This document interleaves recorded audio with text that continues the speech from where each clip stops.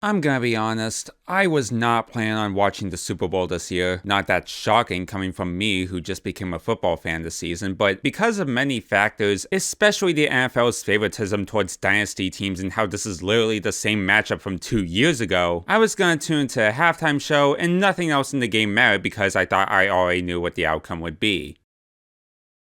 Then I saw the score.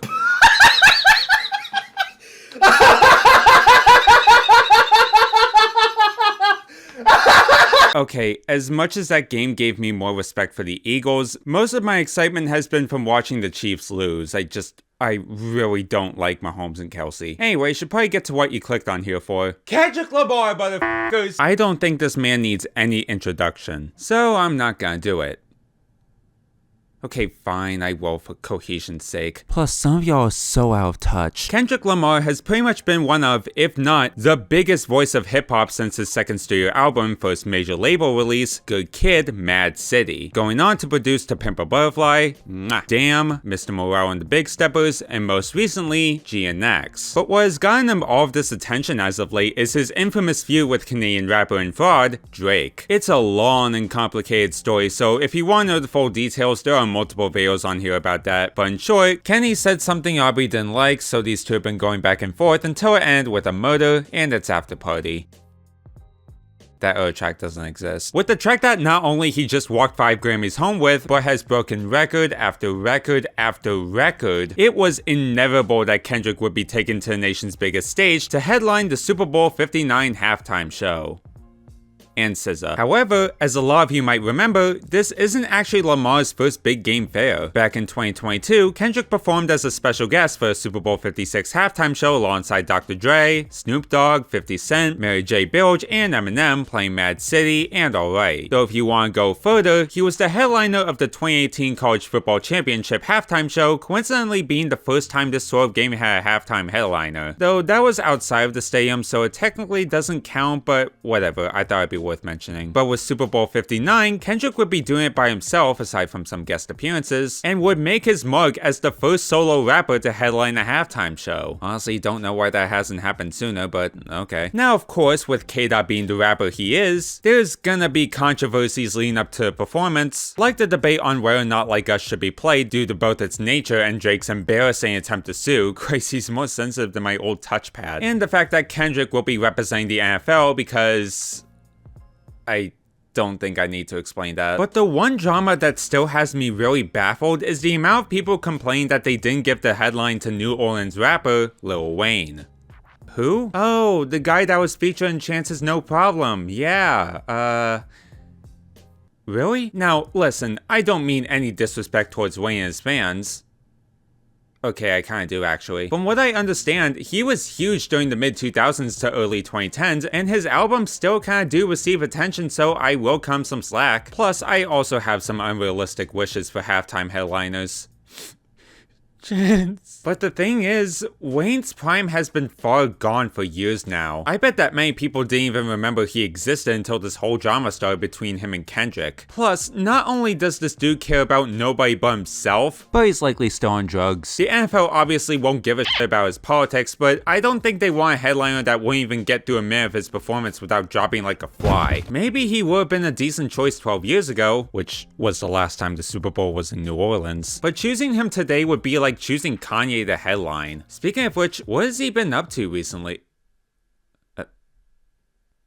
Oh. So now we arrive at the present. The performance was met with mostly positive reviews, with many calling it not just the best halftime show, but a game changer for what a halftime show could be. Though, like I said, it was mostly positive reviews. Mostly. And people, 90% of the audience has no idea what Kendrick Lamar is saying, doing. They don't know his music.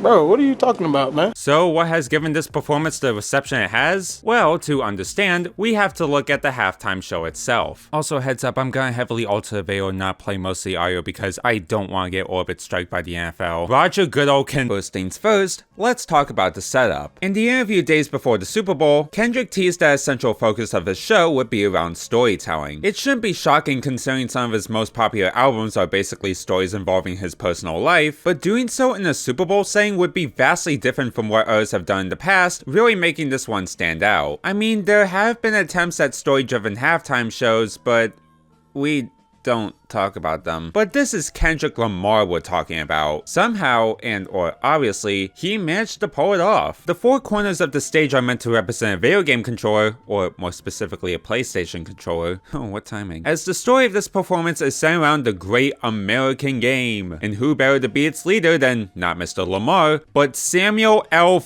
Jackson as Uncle Sam. I mean, it's already funny enough to have a black man play a famously white character, so we know the right people are gonna be foaming at the mouth, but Samuel L. Jackson as Uncle Sam. God, I love that. Just a work of genius. Sam appears infrequently throughout to tell Kendrick that he's too ghetto, and in order to win this game, he has to stick to nice and calm, old-fashioned USA values. Yes, America! As expected with this being the Kendrick Lamar show, the main theme is an elaborate political message. I'm not gonna get into what that message is, since I feel like I should leave that to someone more qualified than me to do so, but what I will delve more into are the visuals. The strongest part is no doubt the choreography. A lot of the movements are very symmetrical and flow perfectly with the music, as well as matching Kendrick's energy he's bringing to the performance. But I think where it's the most striking is when the backup dancers are used to provide symbolism. A highlight, for example, is during the Humble section where a group of all black dancers form the American flag, which, again, is pure brilliance. I also kept forgetting that the stage was meant to be a PlayStation controller because they really do play around with it a lot in terms of lighting and additional props. I especially like how the middle space is meant to be a prison yard, which could represent a lot, but still, I'm not gonna go into specifics here. Then there's the lean element of the show, the music. Now, this is where the reception for this performance starts to lean towards being divided, as the song choices are either the best or very disappointing depending on who you ask. Obviously, since there's a 15-minute limit on these halftime shows, the performers can't fit every single song they'd like into a set, and that's understandable. But the split opinion mainly stems from how most of the music is from Kendrick's newest album, GNX, including Squabble Up, Man at the Garden, Peekaboo, Luther, TV Off, and even a song that wasn't in the album but from its trailer. The older hits include Humble, DNA, All the Stars, and nothing else. As much as I can rebuke the majority of complaints about the show, Denzel Ward called it mid, which, okay, but then complained about Not Like Us not being the opener. My brother in Christ, he performed the song, what more do you want? This is the one I can understand where people are coming from. I'll give him a pass for skipping Mad saying alright since he already sung those back in 2022, but I was really hoping he would fit Don't Kill My Vibe and I somewhere in there. I also highly recommend watching this video by Steve Epting, who provides a concept of a black choir singing Kendrick songs not using the actual performance, which I feel like it should have. Though for as much as I want some songs to be in the show, I'm not really upset about it since, well, the songs we got are still bangers, so whatevs. And finally, the part of this performance I know you have all been dying to hear me talk about, SZA. Yeah, she's in this for two songs, Luther and All the Stars. It's really cool that she got featured. I know my sister must have gone wild watching it, but I do wish she was in it a little more. Maybe performing one of her own songs, or dancing alongside Kendrick during the finale. Unrelated, but it probably would have also been nice to have a Black Panther actor cameo during the All the Stars segment. I mean, they did get an MCU actor to play Uncle Sam, so it probably wouldn't have hurt to feature just one more. Anyone but Latia, right though. Hang on, I feel like I skipped a part of the script. Oh yeah, this is where I go into more of the Drake stuff.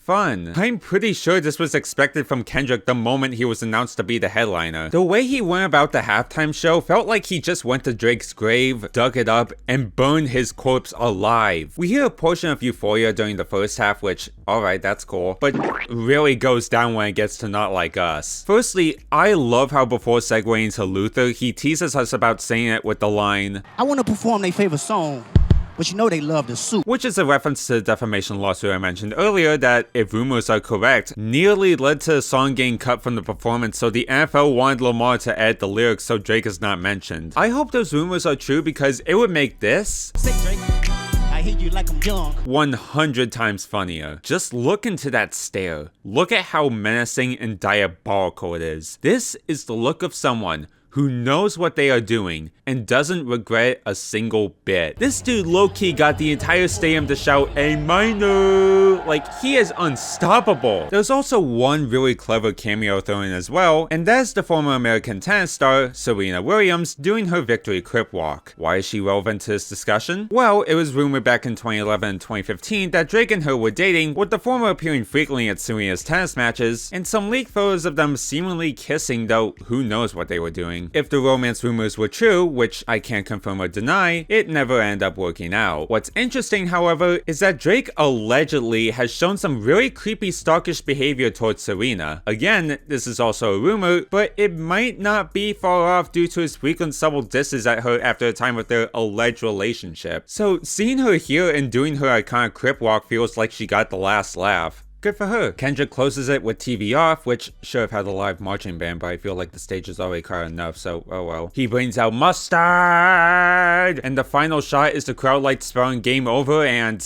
man, this is something Drake, no matter how hard he tries, can never ever come back from. And I think he knows it. Oh, by the way, how's that new album going for you? So all in all, Kendrick Lamar's Super Bowl 59 halftime show is not perfect per se. I wish he included more of his older hits and maybe a little more big game level spectacle could have been used. But overall, this was a great show. It may feel like Kendrick agreed to this just so he could diss Drizzy again, but when you put the Drake stuff aside, he went out there and was being himself. Many will see this as the final nail in the coffin to Aubrey, but I think we should still recognize that at the end of the day, this was a Kendrick Lamar show, and it's everything he represents, even if some won't like that, to which I say, stay mad. I can understand why many are disappointed, but I think anyone who calls it the worst halftime show ever are either tripping hard or just paid off Drake shills. Seriously, Kendrick?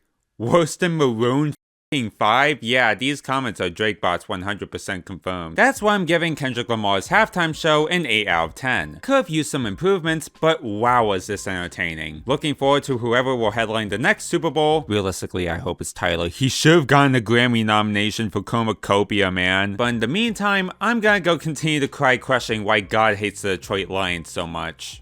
See you in Detroit, Kendrick. Maybe. Also, shout out to that dancer who ran around with the Gaza Sudan flag. What an absolute legend. And yeah, that's pretty much it for the video. I wanted to get this out a week earlier, but work and school have been getting in the way of things, so better late than never, I guess. I promise you I have bigger videos down the road. I just want another excuse to talk about Kendrick Lamar. Until next time, I'm Miyachi. See you later, Tama friends.